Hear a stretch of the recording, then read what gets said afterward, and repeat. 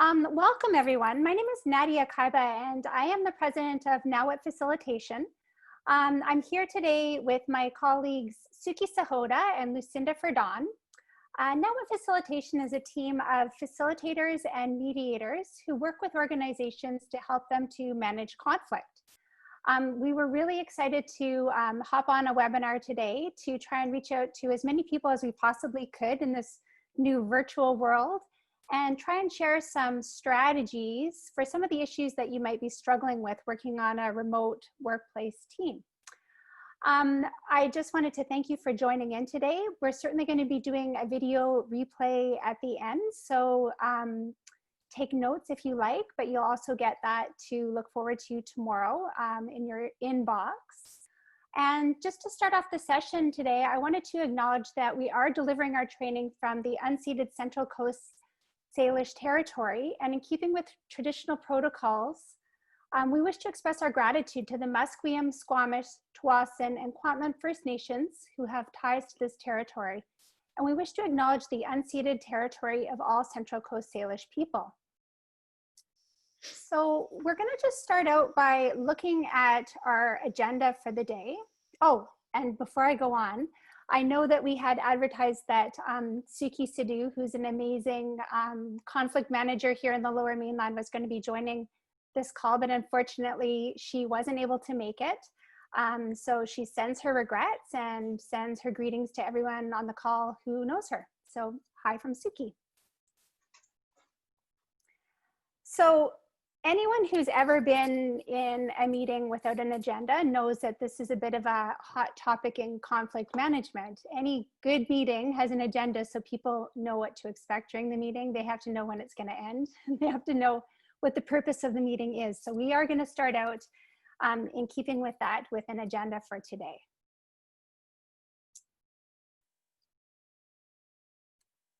So we're going to start out with introductions.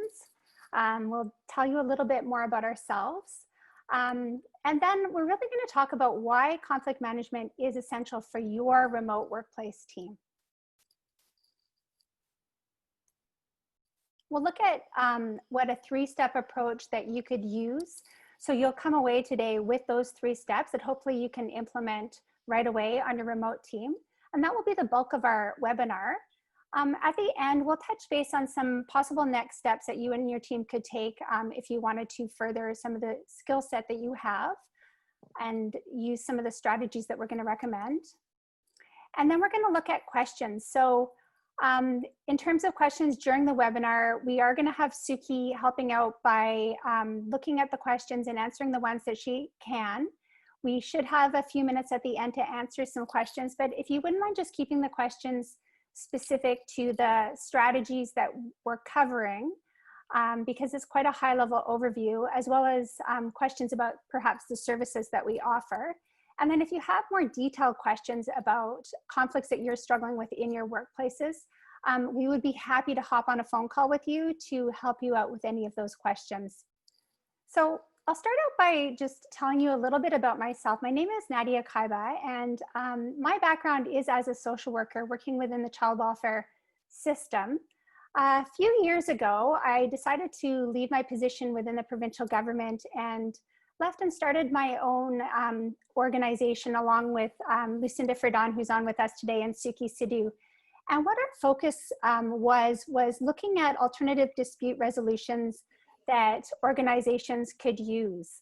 When I talk about organizations, I'm talking about not-for-profits, private companies, as well as sports organizations. So we've done quite a bit of work assisting sports organizations in managing conflict and looking at different strategies that can help them. I was thrilled this year to be made an expert with the American Anti-Doping True Sport Association. So I've been doing quite a bit of work with them. I also train social workers at the Justice Institute of BC. And finally, last year, I released my first book, which is called This Is How We Roll. And it's a book to help coaches manage conflict within their teams. Oh, also just a little bit about myself. I was going to mention, I live in Steveston, British Columbia, and I live with my husband and two daughters who are 17 and 20, and they certainly keep me quite busy. So hi, I'm Lucinda, and I must say it's quite odd to do this, to see myself and my colleagues on the side, but not being able to see you. But this is certainly a new way of doing things, new world. So I appreciate the opportunity to do this, Nadia. Thanks. So I've been a social worker for almost 30 years, which makes me feel very old. I've worked both in Montreal and Vancouver, and I have my BSW and my MSW in social work. I've developed an expertise in collaborative practice, having been a facilitator for the provincial government for close to 14 years. I also have a certificate and have been trained at the Justice Institute in advanced facilitation and coaching. My specialty is utilizing collaborative approaches to high conflict situations, and with a particular focus in child welfare, but also in family situations. What I'm most proud of, I guess, is that I've developed and continue to lead an alternative dispute resolution process at the Vancouver Family Court. And it's a means of avoiding conflict and avoiding conflict and delays at court, and encouraging dialogue between all of the stakeholders at court. So that's me. Similar to Nadia, I have two girls at home.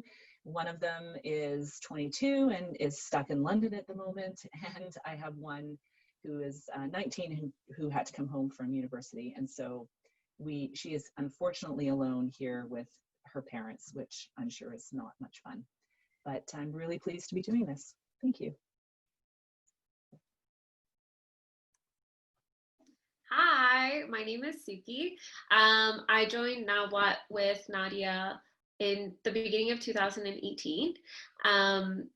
My track record and my resume is a little bit less than what Nadia and Lucinda have. I'm quite new to the game in terms of mediation. I do have my bachelor's degree in psychology, and I have finished my training for family mediation specifically at the Justice Institute as well. I've been a youth worker for almost 2 years now. Currently, I'm working with youth that are at risk for sexual exploitation and are being sexually exploited. Mediation is my passion. I love it. I love the idea, and I love the whole concept of conflict resolution. And I definitely love working with sports specifically. I'm a big sports girl, so that's definitely where my expertise lie. So yes, I'm very thankful for this opportunity as well, and I look forward to answering any of your questions that you may have. And again, thank you so much, Nadia. Okay, so here we are talking about conflict, and we've got a picture of knitting. So I'm going to just pause here and tell you a little story about something that happened recently to me as I was facilitating some training at the Justice Institute. And I had a system set up where people could give feedback about how the day went in an anonymous way. And at the end of the day, as a facilitator, I would check out the feedback and then sort of implement what people were saying to me. So one day I went to those Post-it notes and I saw that somebody had put up there, "Can you ask the woman sitting at my table group to stop knitting because it's distracting?" And so I was really surprised, because this was a group of people who have university degrees in social work, and they communicate at a really high level. So in their work, they literally have to have conversations with families all the time about really sensitive issues and stuff like how their addictions are impacting their ability to parent, or perhaps addressing mental illness, things like that. And yet here was a social worker who felt uncomfortable turning to the person beside her and saying, "Your knitting is distracting me. Would you mind stopping, or could we find a solution to make it less distracting?" And my takeaway was that, wow, conflict really is uncomfortable. We tend to avoid it, I think. And when we're thinking about workplaces where we're less comfortable with people in terms of our day-to-day lives, that causes a really big problem for us. So that's what the purpose of this webinar is to do, is to support people using theory, tools, and skills to manage conflict both effectively so that it's done in a lasting way, but also with confidence so that we're comfortable in addressing it when it comes up. So I think many of you have likely seen a statistic like this before. There's lots of different studies that, that speak to this. And so that's why there's a percentage range. But the fact that anywhere from 70 to 93% of all communication is nonverbal impacts us in this day and age when we're working remotely. So just backing up a little bit, I'm going to touch on what is verbal communication, what is nonverbal communication. So verbal communication is words, and those words can be spoken. They can be spoken out loud, or they can be written words that you put in a text or email. Whereas nonverbal communication are the cues that go with those words. So they include things like the tone of your voice, which is huge. They include hand gestures, they include eye contact, and other types of body language. So right now, as I mentioned, living in a world where we're almost solely reliant on technology to work in teams, it's more important than ever to pay attention to the way that we communicate. So how do we use our words? Most of us are inundated by email right now. I felt badly even sending out emails to my mailing list, inviting people to come to this webinar, because I know so many people are getting emails and it's crazy. And people on top of that are working really flexible schedules. So it's a little bit unpredictable when people are available because of childcare needs and other reasons. They're working their flexible time. And so they're not always available for those face-to-face video calls or telephone meetings that would optimize communication. So it's just a reminder here that it's our instinct often to assign meaning when we read emails, and we assign tone of voice to those emails that we read, even though we haven't written the words. This is a study that some of you may have seen before. It came out a few years ago now, and it's an American study, so the numbers are, a little bit different than they would be in Canada. But the gist of it is the same. So 259 billion paid hours, or the equivalent of 385 million working days, is wasted each year in the US because of conflict. And so when you think about your workplace and you think about how much time people can spend on conflict, it is quite astounding. I've certainly seen it firsthand in my time working in government, and I've seen it firsthand when I'm approached by different organizations who tell me about the hundreds of hours they've spent trying to sort through problems, and they haven't been effective, and they've had a tough time. And so they've spent hours sending emails or having private meetings trying to figure out what to say or how to say it and how to move forward. And that takes time, and it's a real distraction to any team or organization in terms of fulfilling their purpose and working towards their goals. And yet, despite this preventable cost, many organizations overlook conflict management as a training priority. So it's great that you're all here today, because obviously you do see it as a priority. So here we have Michael Scott, and he's going to tell us about why conflict management is essential for remote workplace teams. The first one, improvement in retention. So I think that it is fairly common for teams to really fall apart when people start to leave workplace teams. There was a great quote that I read by Dr. Amina Selmi, who said that people don't leave jobs, they leave toxic work environments. So retention is huge. Employee retention saves significant time in having to retrain or onboard new employees, and it definitely impacts team morale. It's horrible being on a team where you feel like you're on a sinking ship and everyone's leaving. The next one would be improvement in performance. So solid conflict management, where you have a whole bunch of different ideas coming together in a way that's positive, it really brings creativity. I thought we saw a really neat example of this last week in our own government when we saw Prime Minister Trudeau meet with Alberta Premier Jason Kenney. So although they come from really different political ideologies, they were somehow able to manage the conflict that they were having in this economic crisis that we're dealing with right now around the world, And they were able to develop a creative economic solution through job creation, through the job creation program that they came up with to clean up orphan wells. I thought that was a perfect example of how conflict can actually create optimal performance for teams. When conflict is managed, we have a big improvement in experience. So happy employees have fewer sick days, they form lasting relationships that are built on trust, and we all know that. And then finally, there's the development of skills. Concrete conflict management skills are like a muscle, right? They're things that take practice.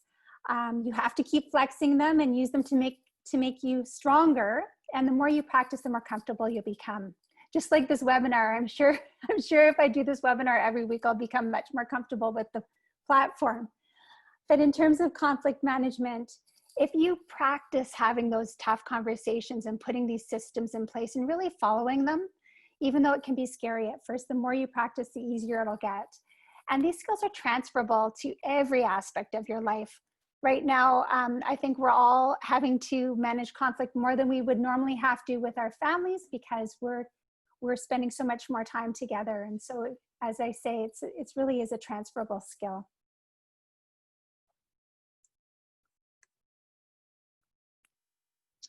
So our approach to conflict management is a three-step approach, and which we call the ARAP. So anticipate, recognize, address, and prevent. What we know about conflict, both in the workplace and in our personal lives, is that when conflict isn't addressed, if it's ignored or it's buried, it doesn't just go away. And it helps if you are prepared and being able to recognize it, knowing what to do when it comes up, and then prevent it from coming back. What is important to remember is that conflict is normal and in fact can be positive as well as beneficial for teams because it encourages an environment where change is seen as positive and efforts are taken to make things better. If managed and addressed effectively, conflict can promote innovation and can strengthen relationships because the reality is that no matter how skilled or friendly the people are on your team or how long you've been together, conflict is inevitable and will inevitably come up. And having an effective strategy is your best way forward. So if we know conflict is inevitable, then we can predict it. And if we can predict it, then we can either prevent it, address it, manage it, and at the very least, weather it successfully.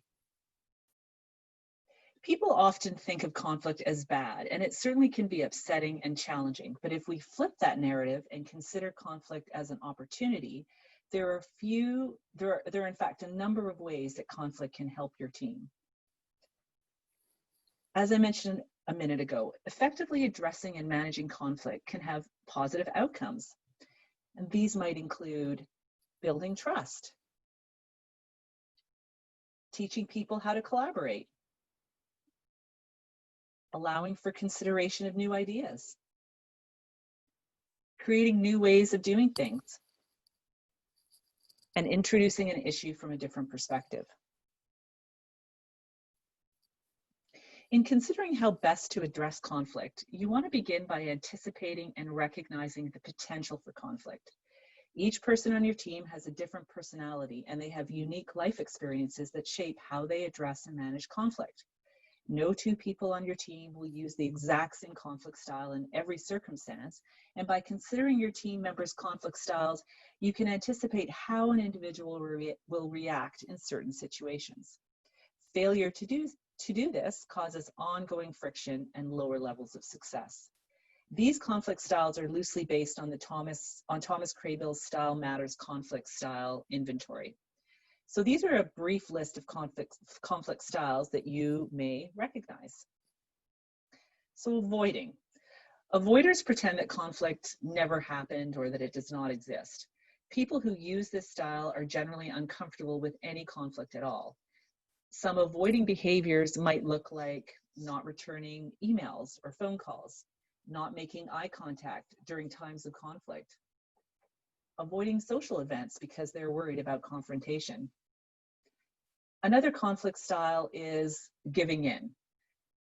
People who manage conflict in this way tend to accommodate or acquiesce to the other person by accepting their point of view, even if it's different from their own.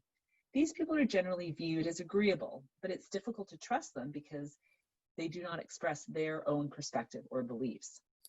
Behaviors might include volunteering for jobs no one else wants to do, giving in on small issues in an effort to resolve the larger conflict, and putting the concerns of others before their own. Standing your ground is another conflict style. This approach is sometimes necessary. Police and doctors need to be able to stand their ground when dealing with conflict. However, used at the wrong time, and I'm sure we can all think of times that that is the case, this style can escalate into conflict. Behaviors include persuasiveness, insistence, attacking or being aggressive, making demands and controlling situations, citing policy or saying that this is the way we've always done things as a rationale for imposing situations. Compromising is also a conflict style. This style is a step towards converting conflict. People try and focus on the bigger issues and let smaller points go. The downside, of course, is that parties involved often feel like nobody wins. Examples might include, taking turns, meeting halfway, partially trying to please everyone. And the last one, and my favorite, is collaborating. So collaborating involves listening to all sides and a willingness to discuss common interests. This requires creativity to resolve a problem without giving in or compromising. Collaboration values protection of the relationship as a key objective in resolving the conflict. Collaborative behavior includes having face-to-face conversations, moving from positions to interests, considering creative ideas, thinking outside the box or outside policy, and finding a solution that meets the interests and needs of everyone involved. Once conflict has come up and we've been able to anticipate it and we can recognize it, we have to address it. The thing with conflict is it doesn't just go away, right? Although sometimes we like to think so, but it really doesn't. So once it's come up, if we can address it effectively, then that's half the battle. Instead of addressing it in a way that, it's not effective and it comes back. So here we're going to look at two strategies. The first one being moving from positions to interests. And then the second one is looking at communication skills. And what we're going to do today is just give you a bit of a script that you can use in your workplace or with your family that can start some of those tricky conversations. So we'll start out with positions and interests. I feel like there's an iceberg analogy for everything in this world, but there's definitely an iceberg analogy here for positions and interests. Positions and interests is a concept that's used in mediation. So oftentimes you'll hear mediators talk about this, but it's really helpful for anyone who's managing conflict. And when you see a problem happening, as a detective and trying to figure out how to resolve it, really try and think about this framework, and then it's much easier to break down the conflict to work towards addressing it. So many of us spend a good portion of our waking hours at work, and so we invest a lot of emotional energy in the people there. I hear people say all the time, oh, my work family, or they're like family to me. It's not surprising when conflict comes up that people can have a really emotional reaction to it, and they can be reactive rather than prudent. So reactivity can lead people to taking positions on how a problem will be resolved. What positions are, at the top of the iceberg there, are a fixed solution to a problem. A position is typically a stance that we take when a party raises the conflict or takes issue with something. So when people take positions, they set themselves up for sort of a win-lose outcome. It's kind of like saying, it's my way or the highway. This is how we're going to fix this problem.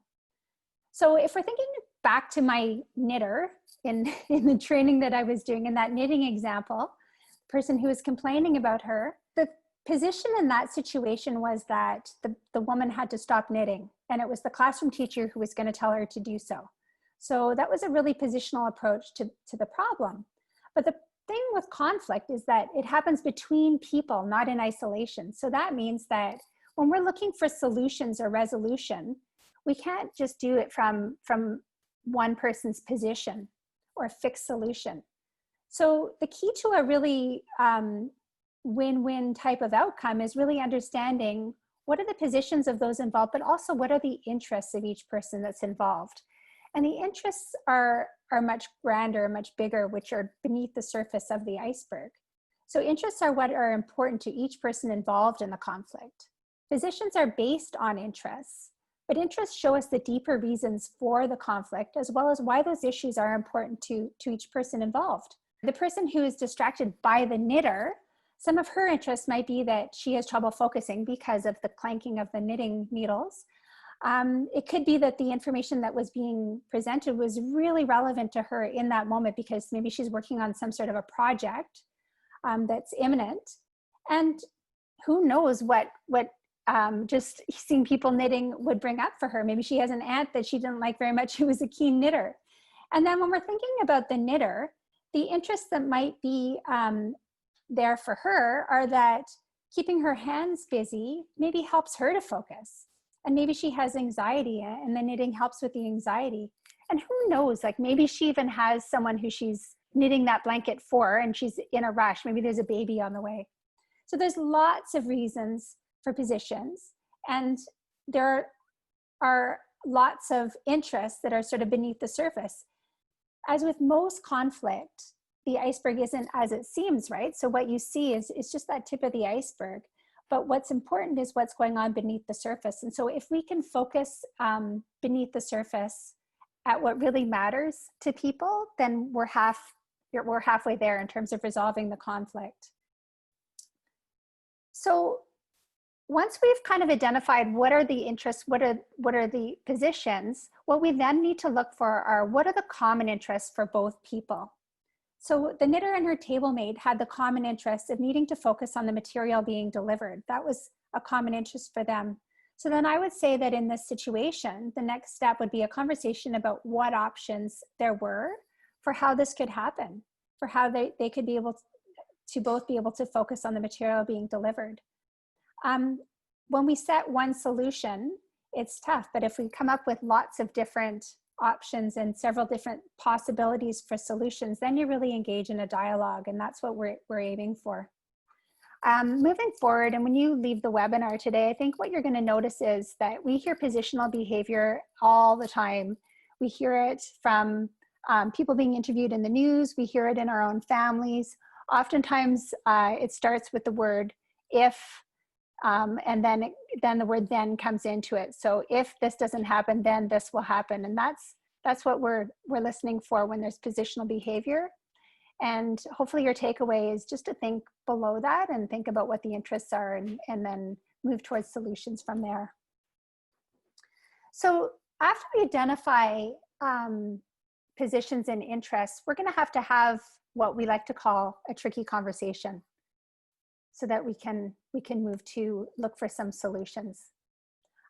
This is a script that I was actually given many years ago by a colleague who is a social worker, and I had it taped up to my desk for years as a social worker. It was just a good reminder of how to start off a conversation with someone in a way that was going to engage them. I know that you're working remotely. This can be a conversation on the phone ideally or by webinar, but you can also use this script if you're drafting an email to invite someone to come to a conversation. Starts it with an acknowledgement. So we thank the other person for coming, for joining the conversation. Then there's a description of the problem, always starting with I, because you want to describe it from your perspective and how it's impacting you. Please don't start these conversations with the word you, because that will trigger people pretty much right away. Then we talk about the feeling. So we describe how the problem is making you feel directly. A thing that people often get tripped up on with the feeling part of it is they'll say, I feel that you, which is not really describing how you feel. It's casting blame on the other person. So stay away from I feel that you, and really try and connect with your own feelings.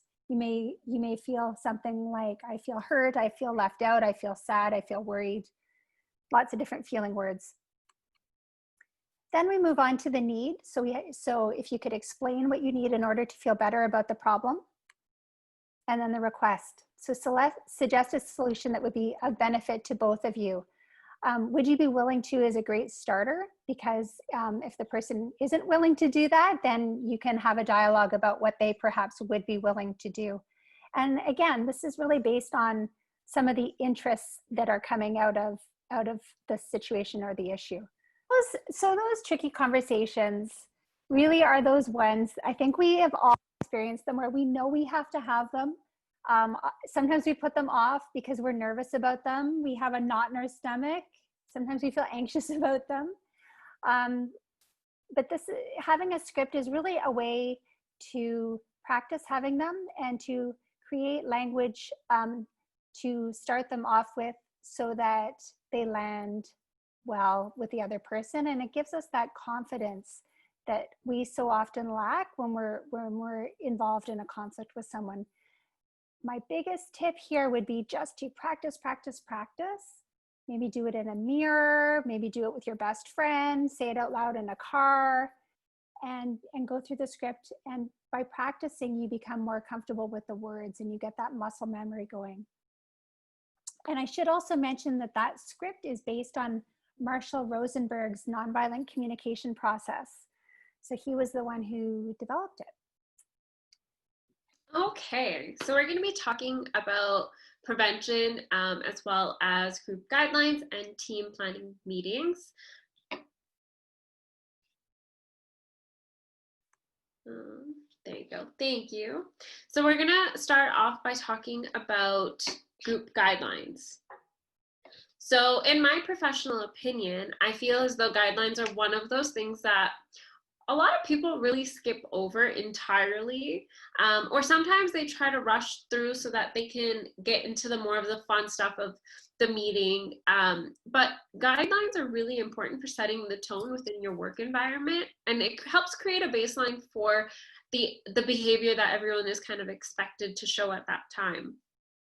If there is a conflict in the future within your team, the guideline serves to be the first point in what you can refer to when you look at how to deal with your conflict. So what is important about guidelines is that it's the team that is following the guideline that needs to come up with them. So when coming up with what these guidelines may look like for you, it's very important to be very straightforward in terms of what one may mean if you want everyone to be on the same page of what is expected. So if someone is saying, quote unquote, listening to team members should be a guideline, okay, so well, what does that entail? For someone, it could be having no phones allowed. It could be having eye contact with whoever is speaking. It could be not interrupting. So you really need to be clear and concise in your language when you guys are creating the guidelines. And one thing that someone might want to put up on the guidelines, someone else may not have thought about it. So it's always good to make this a very collaborative effort and have everyone contribute at least one thing that's very important for them. Now that many of us are working from home, many of us are using various platforms to hold our meetings, including Zoom and Skype. One thing you could do is to have the guidelines up and share your screen so that everyone has something to reference as the meeting is going on. And as the meeting begins, the guidelines can be changed, things can be added, things can be taken off, kind of depending on where your team is at for that specific meeting. So again, confidentiality, listen to understand. One person speaks at a time, no blaming or shaming. Give feedback, not criticism. And take a break if you need one. And again, phones away, and allow the chairperson and the facilitator to guide the meeting. So, team planning meetings. So these are amazing in bringing your team together. This not only allows for each of your partners to talk about their work, but it also really gives everybody the opportunity to help contribute and voice their opinions in a positive manner that may benefit someone else's work. Most importantly, this also allows everyone to come together and talk about how the team is working, as a team and what is and what isn't working for everyone. This also gives everybody the opportunity to talk about any concerns and discuss ideas of how to address those concerns. It's important to talk about the purpose of your meeting at the very beginning and creating an agenda, kind of like how Nadia had created the agenda of today's meeting. And the reason for that, it keeps your team on track. So for example, what are we talking about today? What needs to be addressed? It's very crucial that once these meetings get going, you guys don't miss these meetings. When you start to skip meetings or you don't have a schedule set from the beginning, it can create a lot of issues within your team and it can affect the overall rapport. So it's important to have them set up from the beginning and for them to be very consistent, potentially at the same time on the same day of the week or every other week. And it's also a very good time for everyone, again, to go back to those guidelines. What needs to be added? What needs to be changed? It's also a good tool to have a person each week take meeting minutes and send them out to everyone for reference. Sometimes we can forget what happened in the meeting or what was discussed. So if someone is taking notes as the meeting is going by, it gives everybody something to go back to. And finally, it can also help to have a neutral facilitator or a chairperson who understands that everyone needs their time to speak within your meeting so that it can help keep your meeting on track. I know it can get very difficult, especially when you're on a Zoom call. No one really knows when someone's going to talk. And so you can sometimes find yourself talking over one another and not really having a clear conversation. So if you have a third party within your meeting, it could help just kind of control that for your group.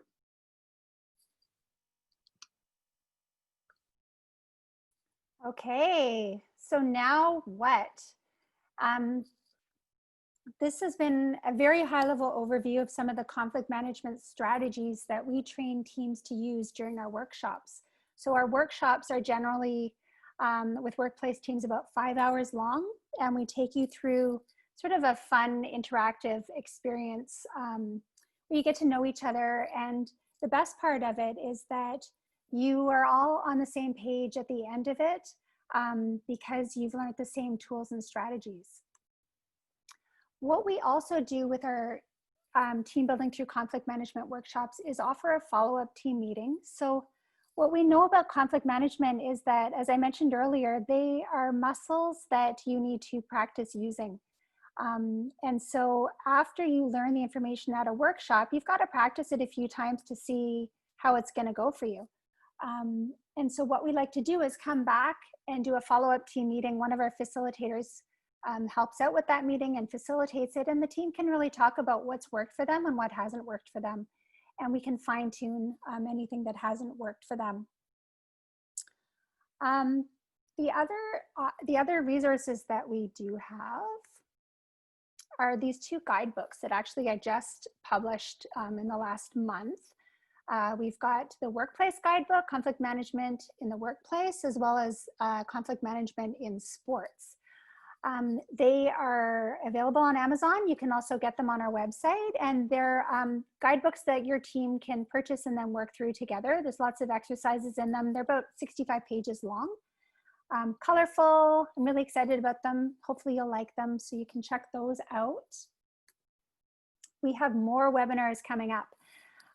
Next, not this coming weekend, but the following weekend, we're going to be doing a sports team webinar for all of those teams who are sort of on the sidelines at home right now and are doing sort of virtual training. This is virtual training and skill building around conflict management for those teams. And then on May the 3rd, we will be doing an administrative workshop for people who are involved in sports administration. I know that there were a few people who are on this webinar today who are involved in sports. So hopefully you'll be interested in joining us on that weekend. And then finally, we have a newsletter that comes out once a month.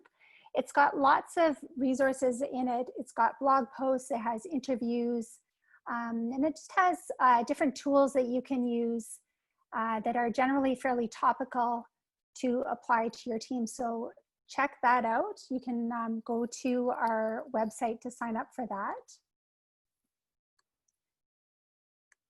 As I had mentioned, any sort of questions specific to your team, I'd love to be able to talk to you about those offline,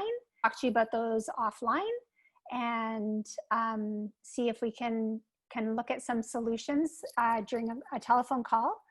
But if there's questions about some of the strategies that we went through today, or if you have questions that might apply to other people on the call, then feel free to throw them in here. We did have one earlier, which I thought was a great question. The question was, for those who have at present retained their jobs, and for those who have not retained their job, how do you best handle the laid off colleague who you were once close to at work but is now at home? I like this question a lot because it points to something that I think that a lot of us are having to draw on right now, and that's the use of empathy. I really like some of the work that Brené Brown has done around empathy, where we really sit with the person in the emotion that they're feeling, and trying to identify with that emotion. Like maybe you haven't been laid off, but you've experienced some of the emotions that are attached to being laid off. And rather than trying to make everything better for that person who's been laid off, really try and identify with their emotions and offer them support in that way. I don't know if that helps. I did recently put out a blog that has to do with empathy, and particularly in this time, because there's a lot of people struggling and everyone has a story, and people are scared and worried, and it's not really a time to be telling people to look on the bright side when things are pretty rough.